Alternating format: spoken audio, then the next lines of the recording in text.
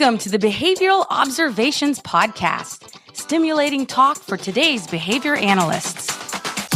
Doctor José Alberto Moseco Gómez, bienvenido al Behavioral Observations Podcast, su edición en español. ¿Cómo estás? Muy bien, Miguel, muchísimas gracias. Bueno, encantado de finalmente haber concretado fechas para que nos reunamos para el podcast. Ambos tuvimos complicaciones, pero creo que hay ansias de finalmente tener esta conversación. Expresarte mi gratitud porque entiendo, conociendo un poco de tu agenda complicada, que tienes muchas responsabilidades y que a veces no es fácil tampoco coordinar cuando tenemos grandes diferencias horarias. Además, que conociendo un poco de tu trayectoria, tienes conocimiento acerca de un nicho que muchas personas profesionales en el análisis de conducta desconocen, que es el tema de hoy, el naming bidireccional. Y sobre todo dentro de la comunidad hispanohablante hay menos aún referentes que puedan hablar de este tema con propiedad, ¿no? Yo tuve la oportunidad de verte en Puerto Rico para la segunda conferencia de Prava, donde pude apreciar que tocaste este tema que es bastante técnico, de una forma que fuese digerible para la audiencia allá. Y ahorita pues te pongo el reto para que lo hagas en este formato de audio, ¿no? Para el podcast. Y bueno, preparaste información que creo va a ser práctica y digerible para la audiencia que nos escucha. Pero siempre cuando nosotros empezamos este podcast, es costumbre conocer más acerca de nuestros invitados. Así que empecemos por ahí. José, ¿puedes contarnos un poquito más de tu trayectoria? Claro, cómo no, Miguel. Bueno, antes de nada, muchísimas gracias a ti por invitarme. Un placer siempre charlar contigo y bueno, pues formar parte de este proyecto que también me parece muy, muy bonito. Así que gracias por ello. Y bueno, decir que he tenido estos días un poco de síndrome del impostor, ¿no? Yo es verdad que, bueno, yo vengo desde 2018 trabajando y haciendo investigación en naming bidireccional.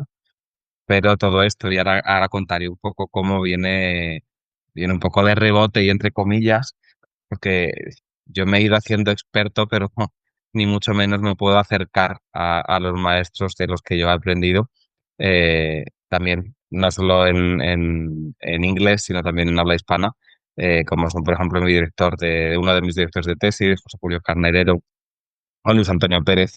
Ellos sí son verdaderos expertos, llevan muchísimos años y mucha investigación detrás en naming bidireccional, así que bueno, me voy a acercar un poquito, pero sin duda si alguno de los oyentes está interesado en profundizar más en esto, pues yo recomiendo que lean todos sus artículos y publicaciones y ahí aprenderán muchísimo más. Así que nada, muchas gracias también por ello. Y en cuanto a mi presentación, pues yo eh, es muy curioso cómo he llegado hasta aquí. Y lo comento siempre que estoy dando pues, algún tipo de ponencia o clase o hablo sobre modificación de conducta, porque mi trayectoria personal ha ido evolucionando durante mucho tiempo. Yo creo que eh, mm, voy a comenzar con lo que soy a día de hoy. Yo soy licenciado en psicología, doctor en psicología, analista de conducta, certificado por la BHB y por la IBA, experto en trastorno del espectro del autismo y otros trastornos del desarrollo. Y a nivel laboral, pues soy el director técnico de un centro ubicado en Murcia, en España, que trabajamos con personas dentro del espectro y otros trastornos del neurodesarrollo. Y también soy el director académico de Abascul, que es una entidad formativa que trabaja en colaboración con la Universidad Complutense de Madrid para impartir un máster en análisis de conducta aplicado online y en español, y que además está aprobado, verificado por ABAI, cumple con los requisitos de Coursework para las certificaciones de la BACB, la IBAO y la QABA. Y además, bueno, pues soy profesor en los grados de educación de la Universidad Nebrija. Y también, bueno, colaboro con otras universidades en dirección de máster y TFMs.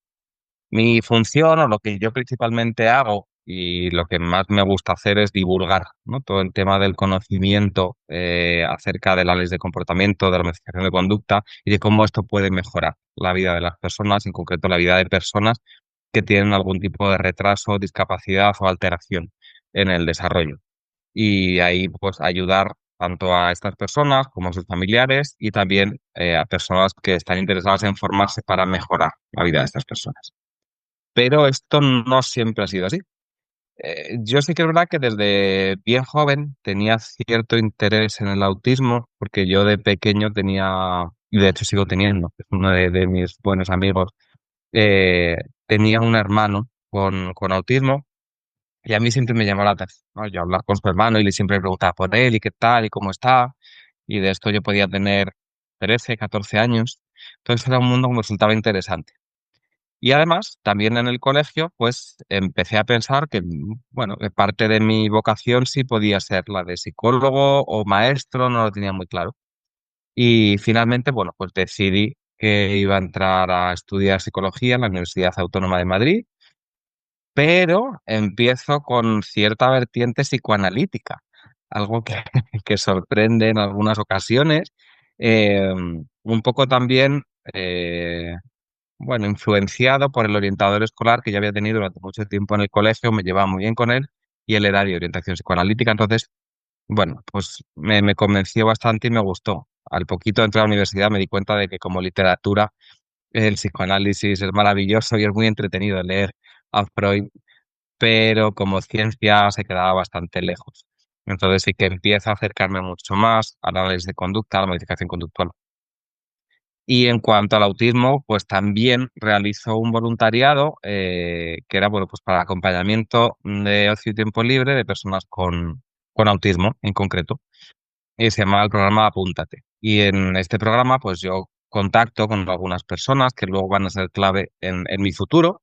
Esto fue un año, lo dejé ahí y la verdad es que, bueno, pese a que lo disfruté, pues pensé que quizá como trabajo no sabía si me acababa de llamar. Creo que como un voluntariado, pues bueno, era una experiencia bonita. Yo tenía más voluntariados también en discapacidad, pero ese acercamiento al TEA, pues creo que me pareció como que el trabajo iba a ser excesivamente duro a nivel emocional, sobre todo. Y lo descarté. Tanto es así que yo termino mi licenciatura después de 5 años y decido que no quiero trabajar con niños, que no quiero trabajar con discapacidad, no quiero trabajar con autismo y que además el ámbito de la modificación de conducta, pese a interesarme, no me veía yo dentro de este área. Me parecía que era demasiado frío. Y bueno, empecé a investigar un poco más en terapias humanistas, Gestalt y todo esto. Eh, entonces, bueno, pues nada, una vez que termino mi formación como psicólogo, empiezo a prepararme el PIR. Aquí en España es como una residencia que dura unos años para prepararse y ser psicólogo sanitario. Me preparo esta formación, realizo el examen y no saqué plaza. Me quedé sin esa plaza en el PIR y sin esta formación y me quedé un poco huérfano. De repente no sabía muy bien qué hacer ni ahora qué tenía que hacer, porque tampoco me apetecía hacer un máster en ese momento sin tener una gran motivación. Así que, bueno, empecé a echar currículums además no solo en el ámbito de la psicología, sino en el ámbito de la hostelería, en cualquier ámbito, lo que necesitaba era trabajar. Y al muy poquito tiempo contacta conmigo Celia Nogales, que es justo una persona que ya había conocido en este programa de voluntariado Apúntate. Y Celia me dice que ella trabaja con ABA, con niños con autismo y que necesitaba terapeutas. Y yo le dije, mira, mm, no sé qué es esto de ABA, no sé si quiero trabajar con personas autistas, pero dale, ¿por qué no? Vamos a intentarlo. Y ahí empecé con mi primer trabajo como terapeuta, era de lunes a viernes, 2 horas al día, con un niño súper inteligente. Y yo creo que al primer mes de empezar a trabajar dije, pues sí, parece que este es mi ámbito, es mi campo y me enamoré del trabajo. Así que hablé con Celia, le dije, bueno, ¿y ahora qué tengo que hacer si me quiero formar en esto? Pues realicé mi máster en ABA España, que en aquel momento era la única entidad que ofrecía este máster online y en español. Y a partir de ahí, bueno, pues fui cogiendo más casos, más niños y empezando a pensar en cómo mejorar en esta formación y en esta profesión. Y siempre, aunque a Celia no le gusta que lo diga, y si escucha esto me dirá que para qué lo cuento, siempre digo que Celia fue mucho mi mentora y yo fui siguiendo sus pasos. Ella me dijo que yo hiciera el máster, hice el máster. Ella me propuso que me certificara y dije, si tú lo dices, voy con ello, me certifiqué. Yo me certifiqué en 2014, cuando en España éramos 7 analistas de conducta certificados por la BCBA. Actualmente creo que somos 47. Esto ha tenido que parar porque, como sabéis, pues fuera de Estados Unidos y Canadá ya no admiten unas certificaciones. Pero bueno, creo que ha aumentado bastante. Y ha sido justo esa certificación la que me ha ayudado, primero, a evolucionar a nivel profesional y segundo, a ir acercándome a los puestos que tengo actualmente, ¿no? El primero de los puestos que he nombrado es como director técnico del centro de Abadá. Eh, este centro se fundó hace ya más de 10 años en Murcia, gracias a que una familia de allí de Murcia, pues con un hijo pequeño que tenía de aquel entonces casi 4 años, no llegaba, vinieron a Madrid a realizar una terapia intensiva durante el verano para ver qué tal funcionaba esta terapia con su hijo. Y los resultados fueron maravillosos. Es algo que no me ha vuelto a pasar nunca con nadie, pero con este niño al tercer día era un niño que venía sin imitación, sin prácticamente comprensión, sin lenguaje, por supuesto, comunicación a nivel vocal. Al tercer día, en la tercera sesión, dijo su primera palabra y a partir de ahí continuó hasta el día de hoy, que es un chaval ya casi casi rozando la mayoría de edad y con repertorio conductual muy bueno. Entonces, esta familia, bueno, pues nos propusieron ir a Murcia, a formar profesionales y empezamos allí la formación de profesionales. Finalmente abrimos un centro y a día de hoy, como digo, ya son más de 10 años funcionando y estamos muy orgullosos de ello. Y además, estando allí en Murcia, donde me fui a vivir 5 años, pues otra persona muy influyente en mi vida, Blanca Sáenz, contacta conmigo, viendo que había pocos profesionales certificados en España, pues contacta conmigo y me proponen este reto y este nuevo proyecto de formación con Abaschool. Sin dudarlo le dije que sí y también en ello llevamos desde el año 2018 y muy contentos, evolucionando con muchos programas, no solo de máster con la Universidad Complutense, sino también cursos de terapeuta, cursos de experto, formación en empresas. Entonces, bueno, pues también todo eso me ha ido viendo la importancia, ¿no?, de esta divulgación y de la necesidad, sobre todo, que hay de formar a todas estas personas. Y ya una vez que yo me vuelvo a Madrid, aunque esto llevaba ya unos años pensándolo, insisto, siguiendo estos pasos de Celia, de repente pensé, pues tengo que continuar. ¿Qué es lo siguiente? Pues el doctorado. Y entonces empecé a buscar directores que quisieran llevar una tesis relacionada con autismo y relacionada con análisis de conducta aquí en España. Y para los que sean de fuera, pues decir que en España, en las universidades, tanto públicas como privadas, hay muy pocos analistas de conducta que se dediquen al autismo. Y cuando yo empecé a buscar directores, empecé por la Universidad Autónoma de Madrid, donde yo me había formado y donde había realizado la licenciatura. Y las personas que eran expertas en autismo no trabajaban con análisis de conducta y los analistas de conducta no trabajaban con autismo. Entonces me encontré que no podía hacer una tesis. Estuve 3 años buscando directores de tesis hasta que por fin encontré a mis directores, a José Julio Carnerero y a Francisco Alós, y con ellos empecé este viaje en el naming bidireccional y todo lo que yo aprendí, porque además lo que yo había escuchado hasta ese momento sobre el naming no tenía ni punto de comparación con lo que realmente es. Así que a partir de ese momento empezamos con esa tesis, que fue larga, fue dura, fueron 5 años, pero finalmente en 2024 pude terminar la tesis y defenderla bueno, con honores. Y aquí estamos. Y a partir de ese momento, pues continúo divulgando no solo análisis de conducta, sino esa pequeña aportación o granito de arena en cuanto a lo que naming bidireccional y el desarrollo del lenguaje se refiere. Bueno, José, eres Así, muy sin modesto. extenderme. Wow, eres muy modesto y para que aprecien los que escuchan que no estaba exagerando cuando decía que tienes muchas responsabilidades, ¿no? Porque no son proyectos pequeños, son todos Y muy ambiciosos y de gran magnitud, ¿no? Entonces, por eso mismo expresaba esa admiración por ti. No sé cómo lo haces, José. Em, pero bueno, no sabía con lujo de detalles toda esta trayectoria. Te conozco, pero me encantó escucharte y ver cómo fueron dándose las cosas para ti y me alegro mucho que se hayan dado de esa forma, que hayan sido seleccionados porque ahorita contamos contigo. Y ahora, pues ya entrando al tema propiamente, em, vamos a tratar de definir entonces a qué nos referimos por naming.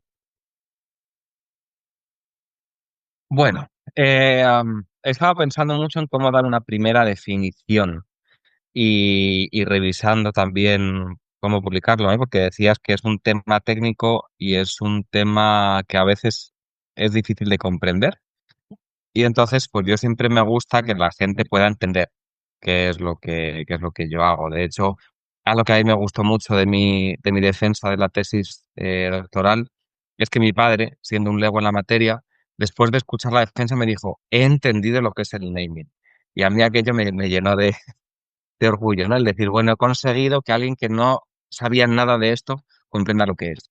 Entonces, de una forma quizá poco formal, podemos decir que el naming se refiere a una capacidad, a un momento en el que los niños y las niñas aprenden a hablar, como dice Cayo Miguel, con comprensión, ¿no? Sin una enseñanza directa. Es decir, aprenden a hablar comprendiendo todo lo que están diciendo y son capaces de aprender un nuevo repertorio como hablantes y como escuchas sin necesidad de una enseñanza directa. Y esto es algo que ocurre pues en el desarrollo típico. Y además lo vemos en ese momento en el que al principio los bebés, siempre hablando de desarrollo típico, empiezan a balbucear, a emitir sonidos, y llega un momento en el que empiezan a repetir los sonidos, sílabas o palabras que dicen los adultos, pero muchas veces sin saber qué es lo que están diciendo.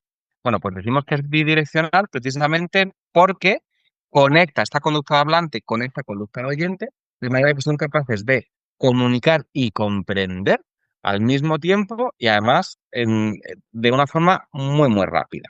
¿Vale? ¿Ok?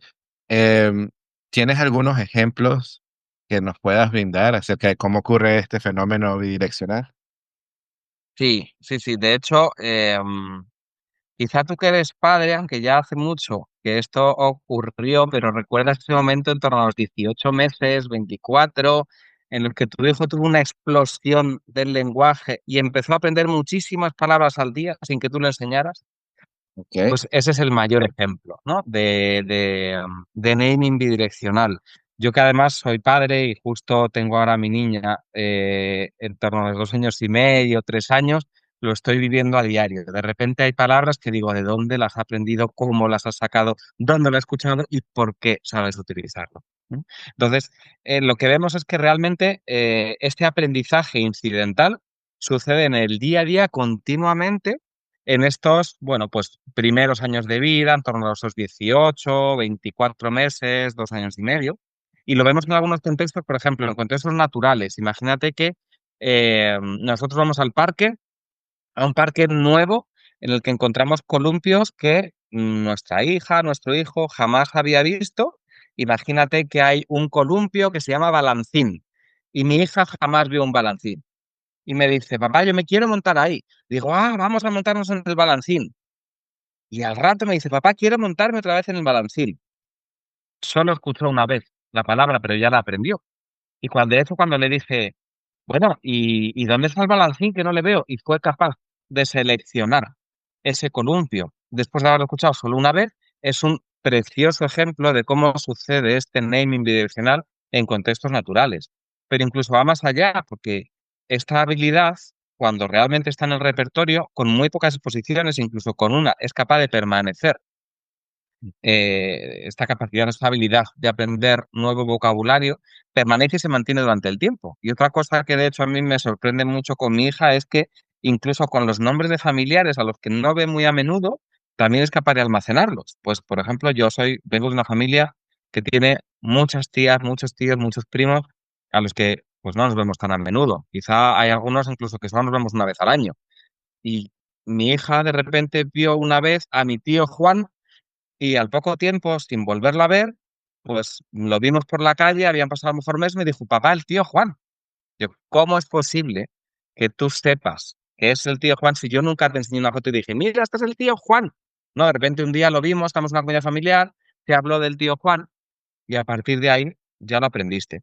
Y además no solo ocurre en este tipo de contextos naturales, sino que el naming bidireccional va a ser fundamental para la enseñanza en contextos académicos, para que al final las niñas y los niños aprendan en el cole. Por ejemplo, aprenden los colores, aprenden las partes del cuerpo, aprenden otros idiomas, incluso aprenden conceptos matemáticos, simplemente porque en el colegio, desde muy pequeñitos, se les va hablando de estos conceptos. No es necesario que tengan una clase en la que se diga, hoy vamos a hablar de los colores, este es el rojo, este es el amarillo, que sin duda hay ese tipo de clases, ¿no? Pero muchas veces este aprendizaje de partes del cuerpo o de colores surge de forma natural, pues porque alguien te dijo, anda, pásame esa manzana roja, y asociaste que rojo era una característica y que tenía que ver con el color de esa manzana. Y a partir de ahí, en este tipo de contextos, aunque sea de forma más natural y sin una enseñanza directa, pues son capaces de aprender estas respuestas tanto de hablante como de escucha. Y además es que es así como aprendemos, ¿no? La gran parte de nuestras habilidades de comunicación. Vemos y escuchamos palabras o bien escuchamos palabras y escuchamos sonidos, porque esto no solo sucede con esta habilidad de etiquetado o de tacto y respuesta a escucha de estímulos visuales, sino que también va a ocurrir con estímulos auditivos y es parte de nuestra investigación. Que también podemos estar escuchando, por ejemplo, el sonido de un ave. Vamos por el campo, se escucha el sonido de un ave y alguien nos dice, escucha cómo canta, por ejemplo, el petirrojo. Y a partir de ahí es muy probable que la próxima vez que yo escuche ese mismo cantar del ave, yo sea capaz de decir que es el petirrojo. O si escucho distintos sonidos o distintos cantos de aves, yo puedo identificar cuál corresponde al petirrojo. Entonces, es una habilidad que mezcla, como digo, esta habilidad de hablante y de oyente en cualquier tipo de estimulación sensorial, a nivel visual, a nivel auditivo, pero también a nivel táctil, a nivel olfativo, a nivel gustativo. Entonces es una habilidad maravillosa que yo creo que nos permite aprender en el día a día nuevo vocabulario. Entonces es una habilidad que podríamos definir como o categorizar como inflexión conductual o como cúspide conductual, ¿no? Porque, y cuando te referías a esta explosión de respuestas, eso es lo que está sucediendo, ¿no? Hay muchas relaciones de equivalencia quizás que están sucediendo o hay mucho aprendizaje que está sucediendo a partir de una interacción poderosa que amplía mucho lo que el potencial que puede tener en términos de generalización o en términos de mostrar la habilidad quizás como hablante o como oyente en otros contextos sin haber sido directamente programado la enseñanza de esas Mm. respuestas, ¿no? Como decir una esponja, ¿no? Como aprendes y como el punto de referencia, estabas hablando pues quizás de personas con un desarrollo típico. ¿Cómo Mm. pues esto suceder en personas con diagnósticos de TEA o con otros desafíos en el desarrollo? Bueno, pues esto que parece y que yo comento, ¿no? Que sucede en el desarrollo típico y que además sucede de una forma muy natural, muy espontánea y que no necesitamos inducir, pues no sucede así. Cuando tenemos alguna dificultad en el desarrollo del lenguaje, ya sea pues un trastorno, por ejemplo, como el espectro del autismo, como también puede ocurrir, por ejemplo, un trastorno específico del lenguaje, o otras capacidades o retrasos a nivel de la adquisición de la comunicación o del habla. Y lo que observamos es que en muchos de estos trastornos esta habilidad no aparece de forma natural, de forma espontánea, y esto hace que se limite muchísimo la capacidad de aprender, ¿no? De hecho, yo es algo que cada vez me planteo más cuando trabajo con, bueno, pues con las personas, ya sean niños, niñas, adolescentes o jóvenes con los que trabajo que tienen quizá un repertorio verbal muy básico, muy limitado. Lo primero que le comento al equipo de terapeutas es, hemos evaluado si está presente esta capacidad, este behavioral cast, ¿no? Que comentaba del naming, porque si no está, nos cuesta mucho más enseñar que si está. Si nosotros somos capaces de inducir esta habilidad, evidentemente vamos a tardar un tiempo en inducir la habilidad, pero una vez que está desarrollada, de repente emerge, aparece. y esto es una de las cosas más bonitas que nosotros vemos en nuestra profesión. De hecho, yo hace muy poquito, justamente en este niño que te digo que era la familia de Murcia y estuvo aquí en Madrid, que dijo su primera palabra en la tercera sesión, em, hemos estado durante mucho tiempo trabajando con él, durante 11 años, y enseñábamos, había que enseñar unidad tras unidad, tacto tras tacto, intraverbal tras intraverbal, siendo un niño que además es bastante inteligente.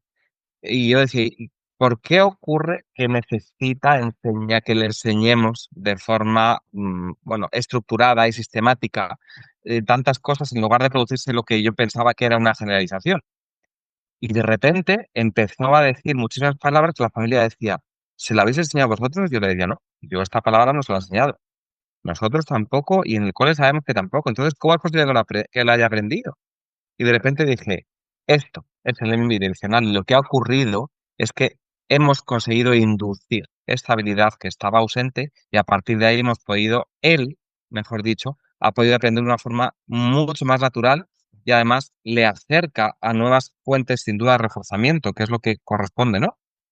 A estos behavioral cast, eh, porque podía beneficiarse de conversaciones con otras personas, porque además aprendía mucho más rápido, por lo tanto comprendía mucho mejor todo el entorno y de una forma no sistemática, natural, de la que él además disfrutaba muchísimo y además le daba acceso a aprender nuevo vocabulario que para él era significativo. Entonces, eh, digamos que mi experiencia previa a conocer lo que era el naming direccional, a conocerlo al menos de forma sistemática, eh, pues me ha marcado mucho y ha visto que es algo que tenemos que perseguir o procurar perseguir desde que iniciamos una intervención, porque el cambio que producimos en las personas es muy, muy significativo. Claro, de acuerdo, ¿no? Obviamente todas estas habilidades que básicamente te dan entrada a muchas otras, importante tratar de perseguirlas, ¿no? Procurarlas. Ahora, estoy curioso acerca del cómo, porque aún me siento un poco confundido en términos de pensar en el naming como, o el naming bidireccional como una habilidad y no como el fenómeno que sucede y Ujú. que es demostrado por ciertos otros. O sea, tú ves el producto, ¿no? Tú ves el resultado Sí. del naming bidireccional, pero mecánicamente estás viendo diferentes conductas o diferentes respuestas. Entonces, al Ujú. yo entender la mecánica de cómo sucede como tal el naming bidireccional, para poder rastrearlo, para poder tener procedimientos, ¿puedes quizás explicar cómo tú tratarías entonces como de ayudarme a mí quizás a protocolarizarlo o como a poder rastrearlo como tal? Ujú.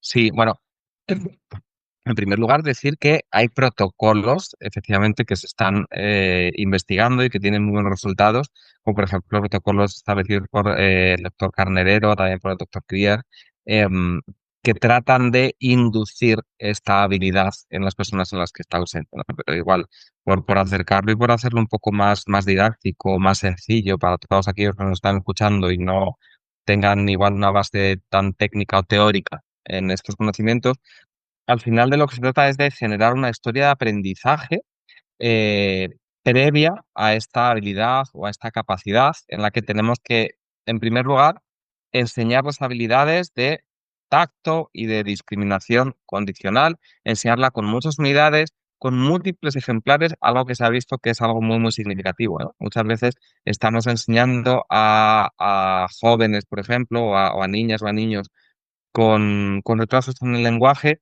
y enseñamos, pues vamos a establecer un conjunto, por ejemplo, de cosas de la cocina, ¿no? Y decimos, pues vamos a enseñar lo que es la cuchara, el tenedor y el vaso. Y cada día yo le muestro una misma cuchara, un mismo tenedor y un mismo vaso, pero enseño y le digo, esto es un vaso, y él repite vaso, fenomenal. Ahora te enseño la cuchara, esto es una cuchara, y me dice cuchara.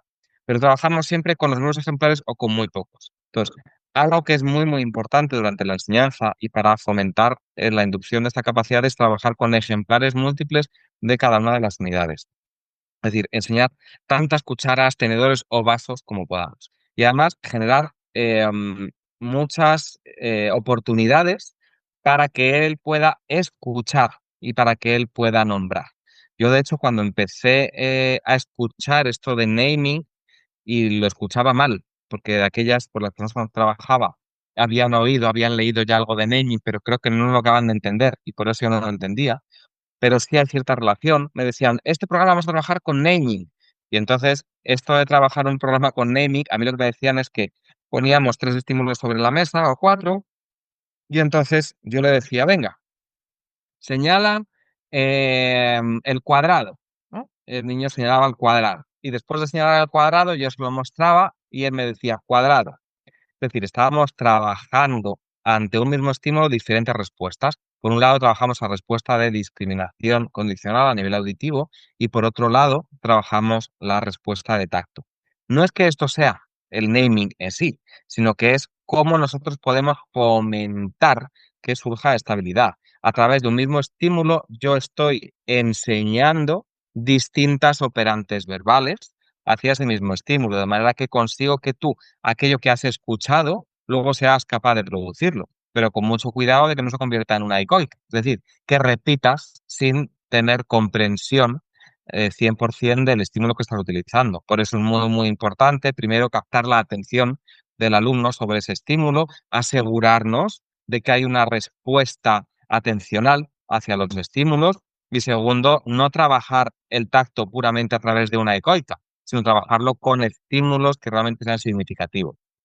Y una vez que yo voy generando esa historia de aprendizaje y de reforzamiento de estas capacidades verbales, lo que se va observando es que cada vez los alumnos necesitan, por un lado, menos ensayos en enseñanza directa para aprender estas diferentes operantes verbales referidas al mismo estímulo, y por otro lado, lo que se empieza a observar en función de la persona, pues puede tardar más, puede tardar menos.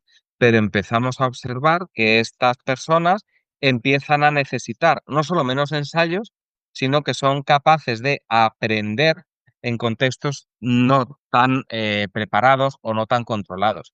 Pero claro, primeramente les hemos tenido que enseñar qué es, hacia qué lugar tienen que prestar la atención, qué estímulos auditivos son los relevantes, porque muchas veces en las conversaciones que tenemos ahí, lo estamos viviendo, ¿no? Ahora mismo tenemos muchísimas palabras. Entonces, esa capacidad de captar esa palabra clave, esa atención hacia los estímulos significativos, sin duda, en todo este repertorio, en esta forma de inducir la habilidad, va a ser clave, ¿no? Entonces, digamos que como resumen, pues generar una historia de aprendizaje con ejemplares múltiples en la que ante mismos estímulos estemos trabajando diferentes operantes verbales a nivel de tacto y a nivel de respuesta de escucha y trabajar muchísimo el control de estímulos en cada situación durante las enseñanzas de aprendizaje Y al de hacer forma esto, esquemática. perfecto, sí, no, no, cada vez me queda más claro y quizás para poner a prueba si estoy entendiendo. Sí, si al hacer todo lo que acabas de mencionar, empiezas a ver más evidencia que hay tactos con comprensión, quiere decir que estás viendo el beneficio de el haber practicado con todos estos ejemplares, es decir, que empiezas a ver, eh,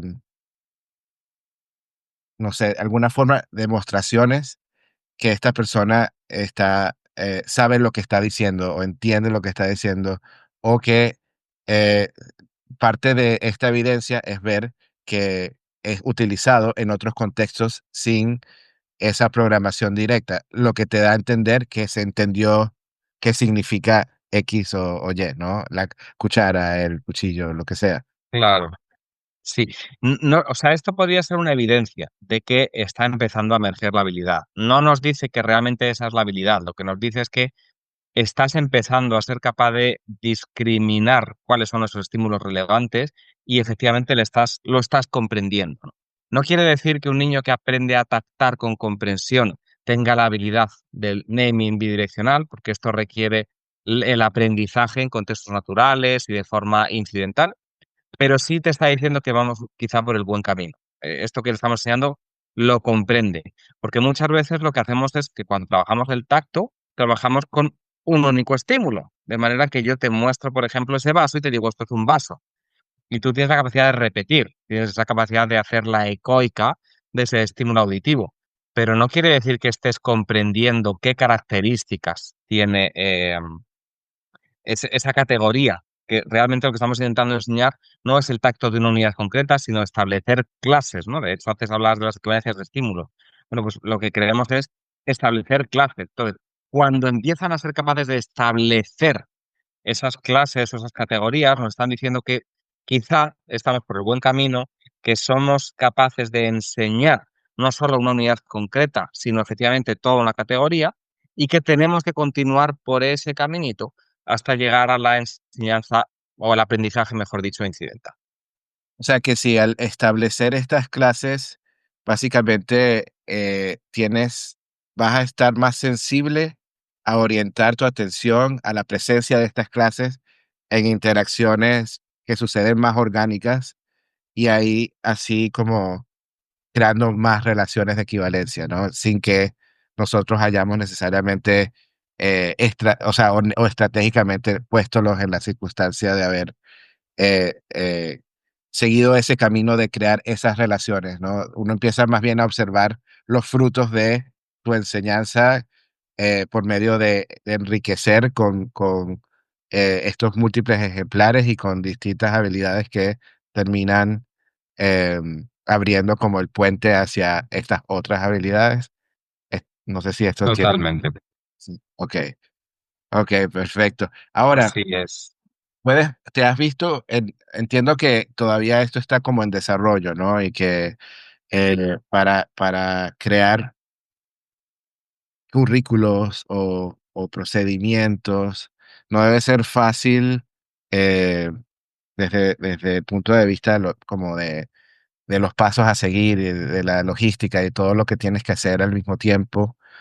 eh, y que entonces por eso se está todavía trabajando como en investigación, no solamente como para darle peso a esto, pero supongo que para que haya un camino más eh, simple y elegante para poder crear procedimientos que tengan eficacia y efectividad, ¿no?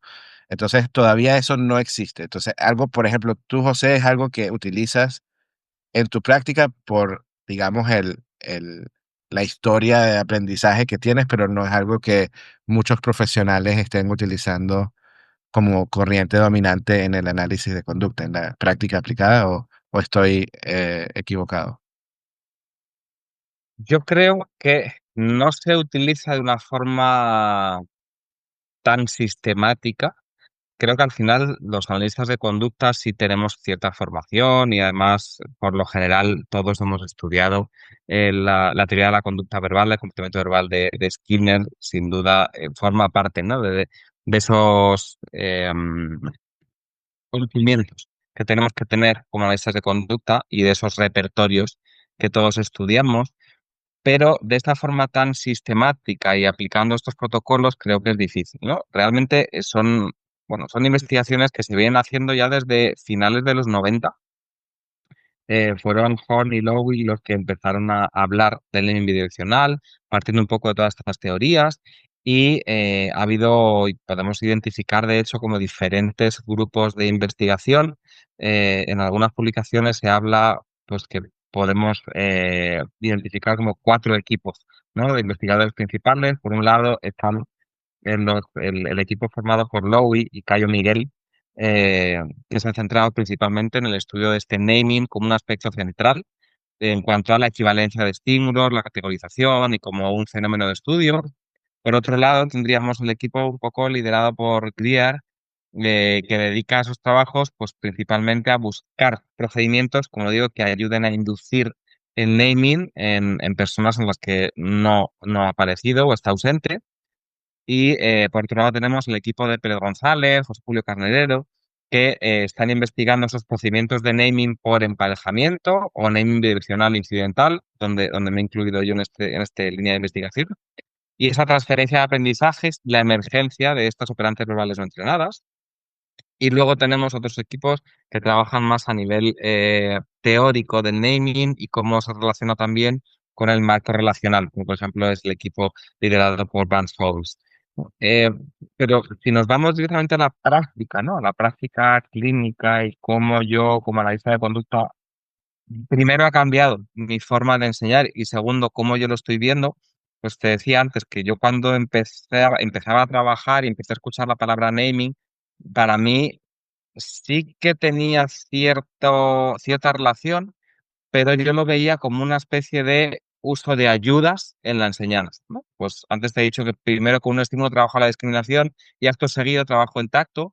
Para mí la discriminación auditiva suponía una ayuda para que aprendiera el tacto, pero en ningún momento yo estaba pensando en la importancia de unir estos dos repertorios. Incluso en algunos casos lo que yo he visto que hacen algunos profesionales es para procurar tener más ensayos, si estamos trabajando con ensayos discretos, es que planteo una tarea de discriminación condicional, pero en este caso de igualación a la muestra, con un estímulo, y en esa igualación a la muestra te estoy dando el nombre. Te digo, venga, pon papá con papá, y le doy esa muestra para que la sitúe justo encima de la comparación de la imagen de su papá. Una vez que la ha emparejado, yo ya puedo pensar, pues le ha servido como ayuda porque escuchó el estímulo mientras lo estaba emparejando. Entonces ya a nivel de respuesta de escucha, te digo, señala a papá, y el niño era capaz de señalar la imagen de papá. Y luego, finalmente, también pienso, le ha servido como ayuda porque llevamos dos ensayos con habilidades diferentes y le puede servir como ayuda para establecer esa respuesta de hablante, ¿no? Este tacto. Y le enseño y le digo, mira quién es, papá. Y es más, podemos seguir más allá. Y de repente le puedo decir, ¿quién se llama Julio? Y que él me diga, papá. ¿Qué estoy haciendo? Estoy utilizando en la enseñanza diferentes operantes verbales alrededor de un mismo estímulo. Y yo eso sí que lo veo en pues en algunos currículums de enseñanza, en niños o en niñas con algún trastorno del lenguaje, del neurodesarrollo, y creo que lo hacemos sin ser muy conscientes de lo que estamos haciendo y sin ser conscientes de la importancia que esto va a tener finalmente, ¿no? Entonces, creo que ya lo estamos haciendo bien, pero si además sabemos el por qué lo hacemos, seguramente agilicemos mucho más esta enseñanza y seamos mucho más sistemáticos. Ok, excelente. ¿Tú crees que hay aprendices para los cuales desistirías de este tipo de enseñanza?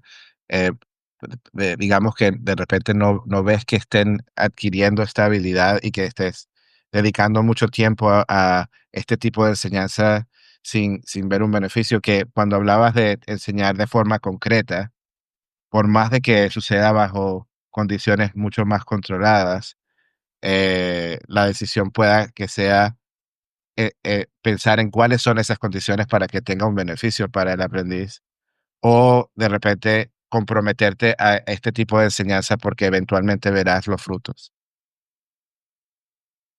Qué pregunta tan interesante y tan difícil, Miguel, porque sabemos bien, ¿no? Y tú seguramente mucho mejor que yo, que hay momentos en los que hay que decir, hasta aquí, ahora mismo tenemos cosas que son más necesarias para la persona.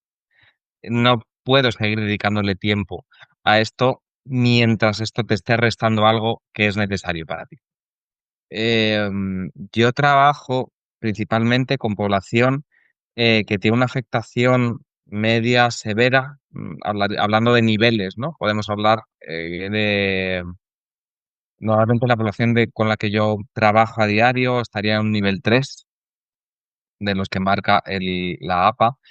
Entonces, sin duda, hay momentos en los que tenemos que decir hasta aquí, porque si estoy, no me gusta decir perder tiempo, ¿no? Pero estoy dedicándole tiempo a una habilidad que no está emergiendo, que no está dando sus frutos y que finalmente no sabemos si va a aparecer o no, ¿no? Tendríamos que confiar y decir, venga, hay que seguir intentándolo. Pero si esto hace que yo le esté restando tiempo a cuestiones que tengan que ver con la autonomía, cuestiones que tengan que ver con el ocio, con el disfrute, con las relaciones sociales, pues en ese momento sí.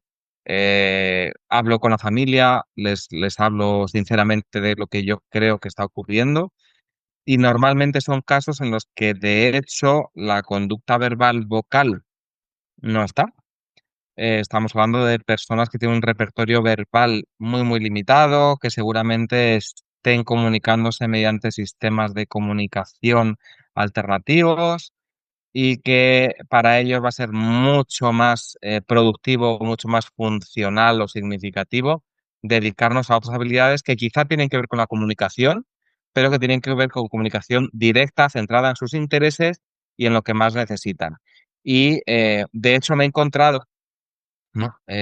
Justo después de estar formándome y utilizando el currículum de Especiales para la Vida, con algunos chicos en los que he dicho, hasta aquí, y hasta aquí mi forma de enseñarte, y hasta aquí mis objetivos, y de hecho un chaval, ¿no? Con el que llevaba mucho tiempo trabajando y trabajando con un sistema de comunicación en una tablet, y de repente hago toda esta evaluación del mejor sistema de comunicación y aparece como una opción los signos. eh, Enseñarle nuevo repertorio verbal con su comunicador en tablet estaba costando mucho, ya no buscaba ni siquiera la emergencia del naming, sino aprender nuevo repertorio, sobre todo a nivel de mando, y cada unidad costaba mucho, y sin embargo cuando decido, bueno, vamos a ver qué pasa si te enseño un signo, de momento para que seas capaz de pedir tu iPad para poder hacer a tu comunicador, el tiempo que tardó en aprender ese signo fue alucinante, porque tardaba en aprender nuevas unidades meses y meses, y de repente en muy pocas semanas aprendió a hacer el signo de tocarse el dedo con el dedo índice, la palma de la mano, para pedir su tablet. Y entonces me senté con la familia y dije, no sé si nos hemos equivocado, no sé si me he equivocado, buscando cierto repertorio de determinada manera, eh, porque a lo mejor tenemos otros objetivos que son más fundamentales, otras formas de enseñar, ¿no? Donde quiero llegar es que tenemos que ser flexibles, y no me puedo obcecar por pensar que es una habilidad muy importante en desarrollarla. Igual que tampoco nos tenemos que centrar, ¿no? Y eso lo he aprendido mucho estudiando esenciales para la vida. Bueno, pues si hay personas con las que ya me estoy trabajando esa imitación o esas habilidades que requisitas y no emergen, por mucho que yo sepa la importancia que tiene la habilidad o el beneficio que le puede suponer a la persona, si esto le resta para poder enseñar otras habilidades más funcionales o más necesarias, pues tenemos que parar. Y con el naming, sin duda, Miguel, creo que tenemos que hacer lo mismo. Ok, bueno, gracias por tu respuesta, José, y por también tolerar mi claro sesgo al haber hecho ese tipo de preguntas. Mm, Pero es importante quizás también a medida que vamos pensando en para quién sería este enfoque y quién se beneficiaría más de este enfoque y no necesariamente verlo como algo que eh, como procedimiento o como enfoque sea para todos. Entender quiénes son nuestros aprendices y sus perfiles, a pesar de que todos deberíamos tener un interés en esto como un fenómeno, esto como un proceso. ujú, Eh, creo que a todos nos ayudaría en nuestro rol cuando también trabajamos con personas con necesidades diversas, ¿no? Em, pero me encantó cómo respondiste. Mejor no lo pude haber hecho yo. Y creo que hay ciertos mensajes también que hay dentro de lo que decías. Y creo que es un buen momento entonces para preguntarte acerca de consejos que le darías a otros profesionales, porque acabas de hablar de la flexibilidad, ¿no? Y de discernir y de saber tomar ciertas decisiones que no son fáciles tomar. Así que al menos que tengas más cosas que compartir acerca del naming, no sé, ujú. ¿estás listo para darnos algunos consejos para culminar?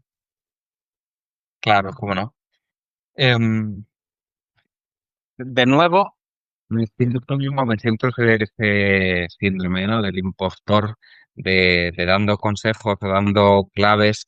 Bueno, pues es verdad que llevo ya tiempo trabajando en esto, pero siempre yo me enfoco en las personas que saben mucho más que yo, y en los consejos que ellos podrían dar. Pero con la experiencia que yo tengo y los años que he ido trabajando, pues sigo hablando de la flexibilidad en cuanto a la enseñanza y objetivos, pero también algo que yo he aprendido durante todo este tiempo es la flexibilidad que tenemos que tener con las propias personas a las que atendemos, y sobre todo con sus familias.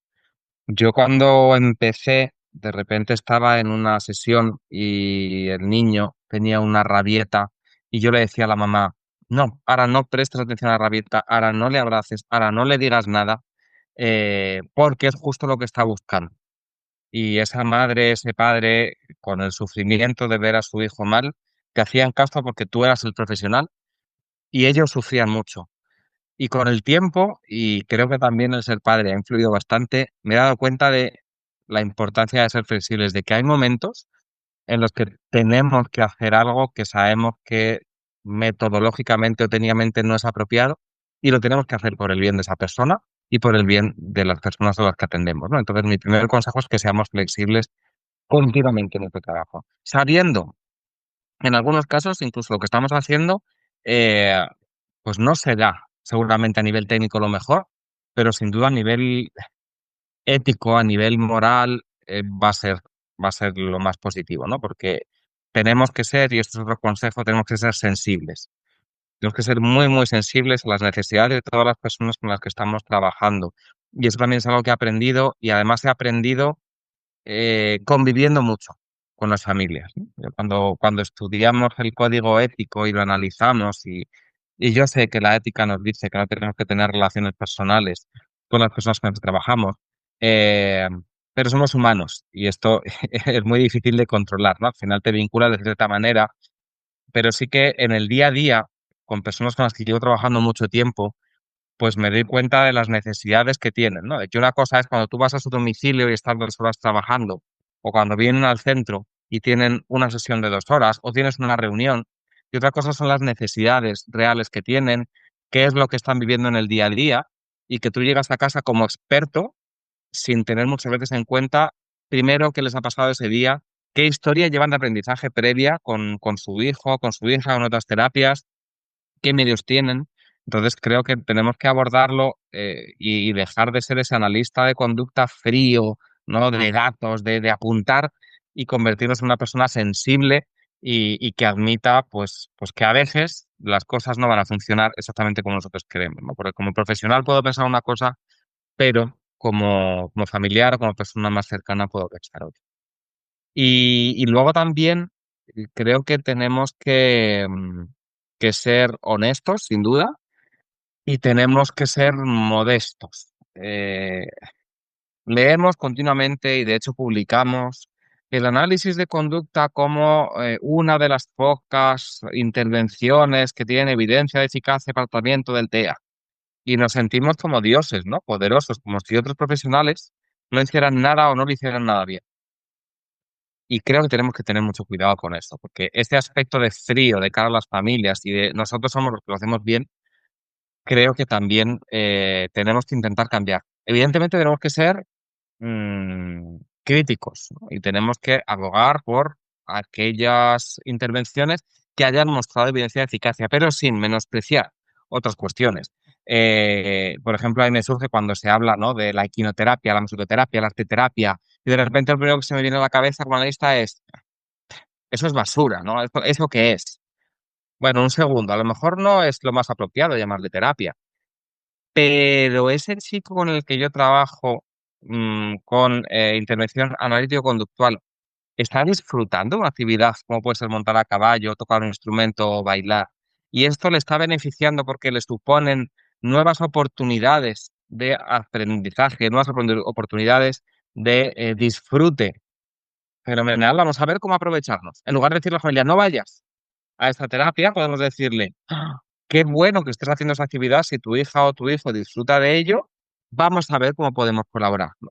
Y yo creo que esa es otra de las cuestiones fundamentales que yo recomiendo y que aconsejo a futuros y jóvenes analistas de conducta, que no nos creamos que somos lo único que puede beneficiar, que yo creo que el convertirnos en personas y en colaborar entre todos, siempre con objetivos que sean sensatos y que sean comunes, va a beneficiar muchísimo a todas las personas con las que estamos trabajando y al final es que tenemos que buscar ese bienestar de ellos. Así que, bueno, pues eso, ser más modestos, yo creo, en general. Bueno, eres claramente un ejemplo de modestia, José, y Ujú. conociéndote muchos de los consejos que diste, he visto cómo lideras con ese ejemplo. Verdaderamente eh, he visto esa sensibilidad y esa honestidad y modestia de la cual hablas, y estoy 100% de acuerdo contigo y también me identifico cuando hablas del síndrome de impostor, también lo sufro, pero también contento que ninguno de los dos eso nos paralice, sino que nos motive. Y aunque seas muy modesto, José, claramente desde mi punto de vista has tenido un gran impacto y las personas que estén en contacto contigo, que reciban servicios, que sean tus estudiantes, que sean tus colaboradores, no tengo duda, son mejores personas y profesionales por tenerte a ti y por aprender de ti. Em, y gracias por haber hecho de un tema muy denso y difícil algo que para mí y espero que para la audiencia termine siendo muy claro e interesante y que también pues eleve nuestras prácticas a nosotros pensar en cómo estamos eh, eh, sacándole el jugo, sacándole el beneficio a nuestra enseñanza cuando tratamos de empoderar a nuestros aprendices con lenguaje, ¿no? Em, Gracias una vez más por haberte tomado el tiempo y espero que entonces puedas ahorita tener una linda noche por allá en España. Muchas gracias, Miguel. Gracias a ti por contar conmigo, por hacer esta conversación, esta charla tan amena. Y bueno, pues solo espero que a todos los oyentes les haya interesado y si han podido aprender un poquito más sobre naming bidireccional, pues me quedo satisfecho con ello. Bueno, bueno, muchas gracias, José. Que estés bien, ¿ok? Gracias. Hasta luego, igualmente. Thank you for listening to the Behavioral Observations Podcast with Matt Sikoria. You can find Matt's notes on this episode at www.behavioralobservations.com. We also invite you to stay connected with us on Facebook at facebook.com/behavioral observations and on Twitter at Behavior Podcast.